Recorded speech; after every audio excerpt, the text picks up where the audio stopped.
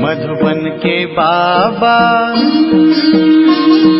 मधुबन के बाबा मुरली वाले, आपका क्या कहना, आपका क्या कहना। ओम शांति।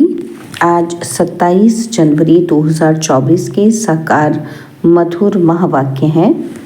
आज मीठे मीठे बाप दादा बोले, मीठे बच्चे, रूहानी सर्जन तुम्हें ज्ञान योग की फर्स्ट क्लास वंडरफुल खुराक खिलाते हैं। यही रूहानी खुराक एक दो को खिलाते सबकी खातरी करते रहो। बाबा कहते, मीठे बच्चे, रूहानी सर्जन तुम्हें ज्ञान योग की फर्स्ट क्लास वंडरफुल खुराक खिलाते हैं। यही रूहानी खुराक एक दो को खिलाते सबकी खातरी करते रहो। बाबा ने आज प्रश्न पूछा कि विश्व का राज्य भाग्य लेने के लिए कौन सी एक मेहनत करो, पक्की पक्की आदत डालो। और उत्तर में बाबा समझाते कि ज्ञान के तीसरे नेत्र से अकाल तख्त नशीन आत्मा भाई को देखने की मेहनत करो। भाई भाई समझ सभी को ज्ञान दो। पहले खुद को आत्मा समझ, फिर भाइयों को समझाओ। यह आदत डालो तो विश्व का राज्य भाग्य मिल जाएगा। इसी आदत से शरीर का भान निकल जाएगा। माया के तूफान व बुरे संकल्प भी नहीं आएंगे। दूसरों को ज्ञान का तीर भी अच्छा लगेगा। ओम शांति। ज्ञान का तीसरा नेत्र देने वाला रूहानी बाप बैठ रूहानी बच्चों को समझाते हैं। ज्ञान का तीसरा नेत्र सिवाय बाप के और कोई दे नहीं सकता। अभी तुम बच्चों को ज्ञान का तीसरा नेत्र मिला है। तुम जानते हो, अब ये पुरानी दुनिया बदलने वाली है। बेचारे मनुष्य नहीं जानते कि कौन बदलाने वाला है और कैसे बदलाते हैं, क्योंकि उनको ज्ञान का तीसरा नेत्र ही नहीं है। तुम बच्चों को अभी ज्ञान का तीसरा नेत्र मिला है, जिससे तुम सृष्टि के आदि मध्य अंत को जान गए हो। यह है ज्ञान की सक्रीन। सक्रीन की एक बूंद भी कितनी मीठी होती है। ज्ञान का भी एक ही अक्षर है, मन मना भव। अपने को आत्मा समझ बाप को याद करो। बाप शांति धाम और सुख धाम का रास्ता बता रहे हैं। बाप आए हैं बच्चों को स्वर्ग का वर्षा देने, तो बच्चों को कितनी खुशी रहनी चाहिए। कहते भी हैं कि खुशी जैसी खुराक नहीं। जो सदैव खुशी मौज में रहते हैं उनके लिए वह जैसे खुराक होती है। 21 जन्म मौज में रहने की ये जबरदस्त खुराक है। यही खुराक सदैव एक दो को खिलाते रहो। तुम श्रीमत पर सभी की रूहानी खातरी करते हो। सच्ची सच्ची खुश खैराफात भी यह है, किसी को बाप का परिचय देना। मीठे बच्चे जानते हैं कि बेहद के बाप द्वारा हमको जीवन मुक्ति की खुराक मिलती है। सत्युग में भारत जीवन मुक्त था, पावन था। बाप बहुत बड़ी ऊंची खुराक देते हैं, तभी तो गायन है कि अतीन्द्रिय सुख पूछना हो तो गोप गोपियों से पूछो। यह ज्ञान और योग की कितनी फर्स्ट क्लास वंडरफुल खुराक है, और यह खुराक एक ही रूहानी सर्जन के पास है, और किसी को इस खुराक का मालूम ही नहीं है। बाप कहते हैं, मीठे बच्चों, तुम्हारे लिए हथेली पर सौगात ले आया हूँ। मुक्ति, जीवन मुक्ति की यह सौगात मेरे पास ही रहती है। कल्प कल्प मैं ही आकर तुमको देता हूँ, फिर रावण छीन लेता है। तो अभी तुम बच्चों को कितना खुशी का पारा चढ़ा रहना चाहिए। तुम जानते हो, हमारा एक ही बाप टीचर और सच्चा सच्चा सतगुरु है, जो हमको साथ ले जाते हैं। मोस्ट बिलवेड बाप से विश्व की बादशाही मिलती है। यह कम बात है क्या? सदैव हर्षित रहना चाहिए। Godly student life is the best. यह अभी का ही गायन है, और फिर नई दुनिया में भी तुम सदैव खुशियाँ मनाते रहेंगे। दुनिया नहीं जानती कि सच्ची सच्ची खुशियाँ कब मनाई जाएंगी। मनुष्य को तो सत्युग का ज्ञान ही नहीं है, तो यहाँ ही मनाते रहते हैं। परंतु इस पुरानी तमोप्रधान दुनिया में खुशी कहाँ से आई? यहाँ तो त्राही त्राही करते रहते हैं। कितना दुख की दुनिया है। बाप तुम बच्चों को कितना सहज रास्ता बताते हैं। ग्रस्त व्यवहार में रहते कमल फूल समान रहो। धंधा धौरी आदि करते भी मुझे याद करते रहो। जैसे आशिक और माशूक होते हैं, वह तो एक दो को याद करते रहते हैं, वह उनका आशिक वह उनका माशूक होता है। यहाँ यह बात नहीं है। यहाँ तो तुम सभी एक माशूक के जन्म जन्मांतर से आशिक हो रहते हो। बाप तुम्हारा आशिक नहीं बनता, तुम उस माशूक को आने के लिए याद करते आए हो। जब दुख जास्ती होता है तो जास्ती सुमिरन करते हैं। तभी तो गायन भी है कि दुख में सुमिरन सब करें, सुख में करे न कोई।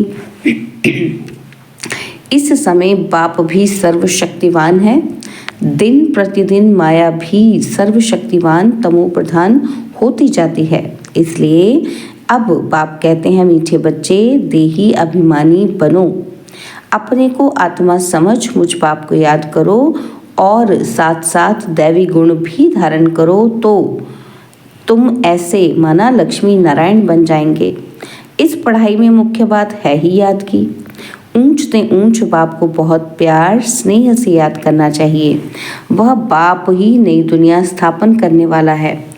बाप कहते हैं, मैं आया हूँ तुम बच्चों को विश्व का मालिक बनाने। इसलिए अब मुझे याद करो तो तुम्हारे अनेक जन्मों के पाप कट जाएंगे। पतित पावन बाप को ही बुलाते हैं ना। अब बाप आए हैं तो जरूर पावन बनना पड़े। बाप दुख हटता सुख करता है।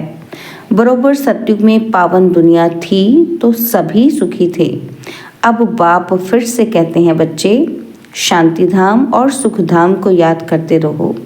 अभी है संगम युग। खिवैया तुमको इस पार से उस पार ले जाते हैं। नैया कोई एक नहीं, सारी दुनिया जैसे एक बड़ा जहाज है, उनको पार ले जाते हैं। तुम मीठे बच्चों को कितनी खुशियाँ होनी चाहिए। तुम्हारे लिए तो सदैव खुशी ही खुशी है। बेहद का बाप हमको पढ़ा रहे हैं, वाह! यह तो कभी न सुना न पढ़ा। भगवान वाच, मैं तुमको राजयोग सिखाता हूँ। तुम रूहानी बच्चों को राजयोग सिखा रहा हूँ तो पूरी रीति सीखना चाहिए, धारणा करनी चाहिए, पूरी रीति पढ़ना चाहिए। पढ़ाई में नंबरवार तो सदैव होते ही हैं। अपने को देखना चाहिए कि मैं उत्तम हूँ, मध्यम हूँ व कनिष्ठ हूँ। बाप कहते हैं, अपने को देखो, मैं ऊंच पद पाने के लायक हूँ, रूहानी सर्विस करता हूँ। क्योंकि बाप कहते हैं, बच्चे सर्विसेबल बनो, फॉलो करो। मैं आया ही हूँ सर्विस के लिए, रोज़ सर्विस करता हूँ। इसलिए ही तो ये रथ लिया है। इनका रथ बीमार पड़ जाता है तो मैं इनमें बैठ मुरली लिखता हूँ। मुख से तो बोल नहीं सकते तो मैं लिख देता हूँ, ताकि बच्चों के लिए मुरली मिस ना हो। तो मैं भी सर्विस पर हूँ ना, और यह है रूहानी सर्विस। बाप मीठे मीठे बच्चों को समझाते हैं कि बच्चे तुम भी बाप की सर्विस में लग जाओ। On God fatherly service. सारे विश्व का मालिक बाप ही तुमको विश्व का मालिक बनाने आए हैं। जो अच्छा पुरुषार्थ करते हैं उनको महावीर कहा जाता है। देखा जाता है कौन महावीर हैं जो बाबा के डायरेक्शन पर चलते हैं। बाप का फरमान है, अपने को आत्मा समझ भाई भाई देखो, इस शरीर को भूल जाओ। बाबा भी इन शरीरों को नहीं देखते हैं। बाप कहते हैं, मैं आत्माओं को देखता हूँ। बाकी यह तो ज्ञान है कि आत्मा शरीर बिगर बोल नहीं सकती। मैं भी इस शरीर में आया हूँ, लोन लिया हुआ है। शरीर के साथ ही आत्मा पढ़ सकती है। बाबा की बैठक यहाँ है। यह है अकाल तख्त। आत्मा अकाल मूर्त है। आत्मा कब छोटी बड़ी नहीं होती है, शरीर छोटा बड़ा होता है। जो भी आत्माएं हैं उन सभी का तख्त यह भ्रिकुटी का बीज है। शरीर तो सभी के भिन्न भिन्न होते हैं। किसी का अकाल तख्त पुरुष का है, किसी अकाल तख्त स्त्री का है, किसी का केवल अकाल तख्त बच्चे का है। बाप बैठ बच्चों को रूहानी ड्रिल सिखलाते हैं। जब कोई से बात करो तो पहले अपने को आत्मा समझो। हम आत्मा फलाने भाई से बात करते हैं, बाप का पैगाम देते हैं। कि शिव बाबा को याद करो। याद से ही जंग उतरनी है। सोने में अब अलाए माना खाद पड़ती है तो सोने की वैल्यू ही कम हो जाती है। तुम आत्माओं में भी जंग पड़ने से वैल्यूलेस हो गए हो। अब फिर पावन बनना है। तुम आत्माओं को अब ज्ञान का तीसरा नेत्र मिला है। उस नेत्र से अपने भाइयों को देखो। भाई भाई को देखने से कर्मेंद्रियां कभी चंचल नहीं होंगी। राज्य भाग्य लेना है, विश्व का मालिक बनना है तो ये मेहनत करो। भाई भाई समझ सभी को ज्ञान दो तो फिर ये आदत पक्की हो जाएगी। सच्चे सच्चे ब्रदर्स तुम सभी हो। बाप भी ऊपर से आए हैं, तुम भी आए हो। बाप बच्चों सहित सर्विस कर रहे हैं।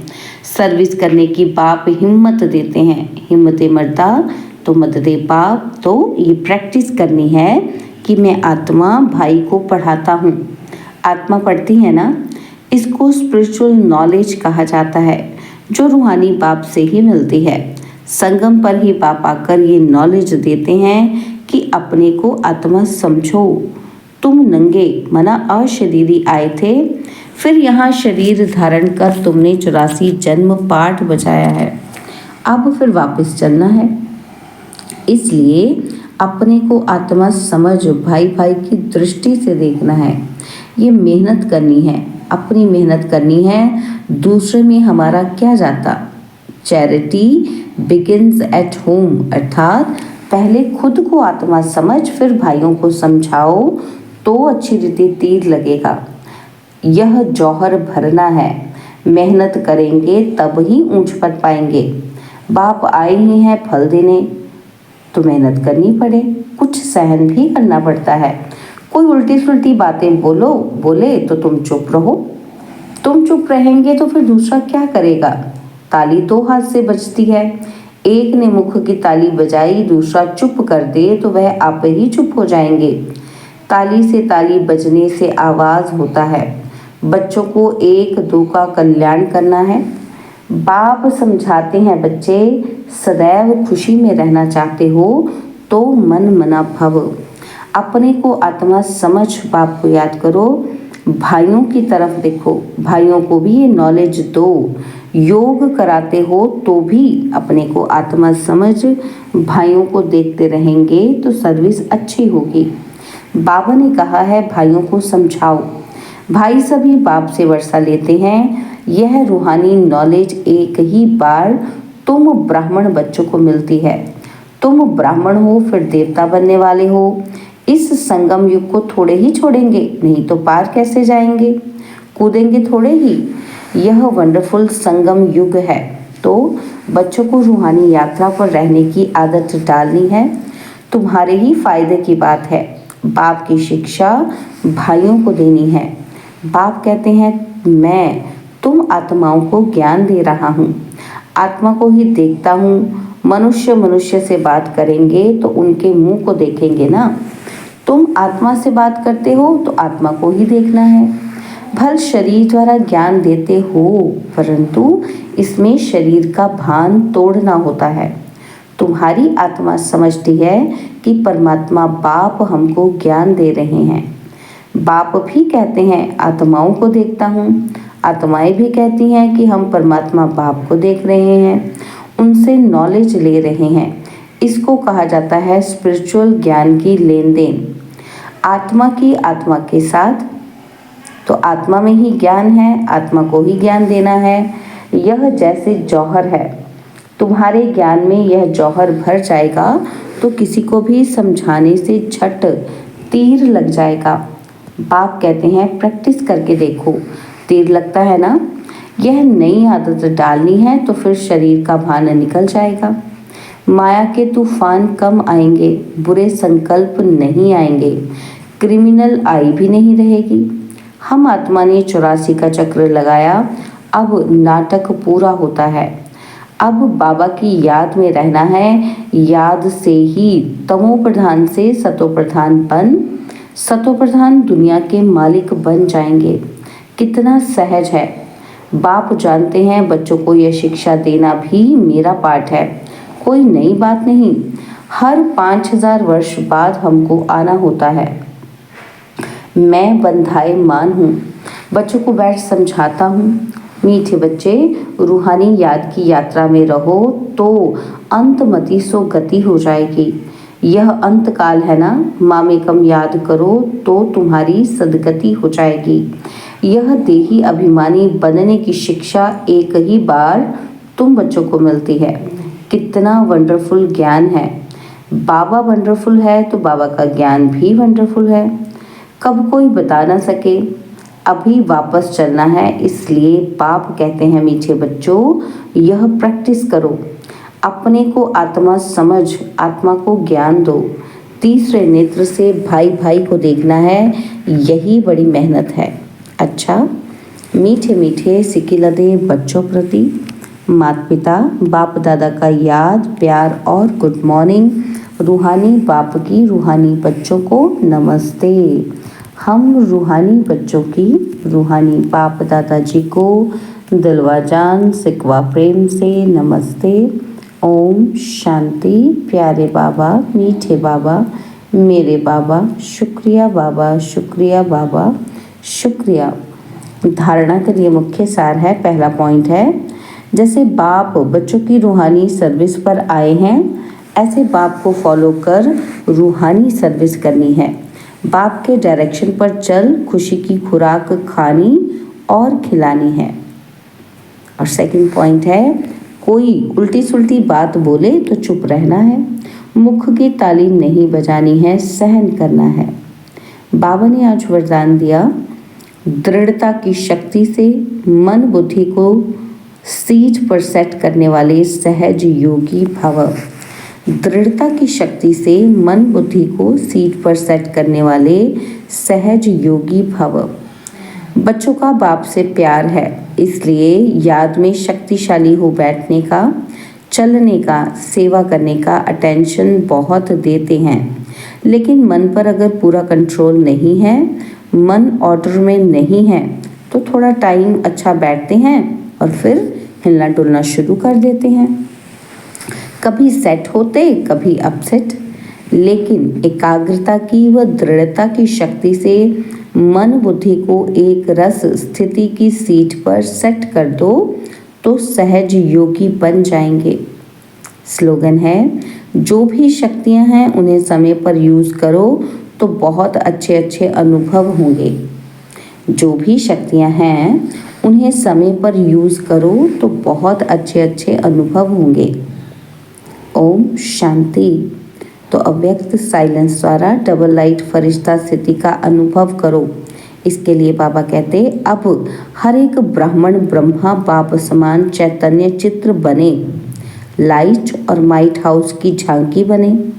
संकल्प शक्ति का साइलेंस का भाषण तैयार कर कर्मातीत डबल लाइट फरिश्ता स्टेज पर वरदानी मूर्त का पाठ बजाएं, तब संपूर्णता समीप आएगी। उस कर्मातीत स्टेज के आधार पर जिसके प्रति जो संकल्प करेंगे उसके पास वह संकल्प पहुंच जाएगा। और अब यह एक बहुत अच्छी वीडियो भी जरूर देखें।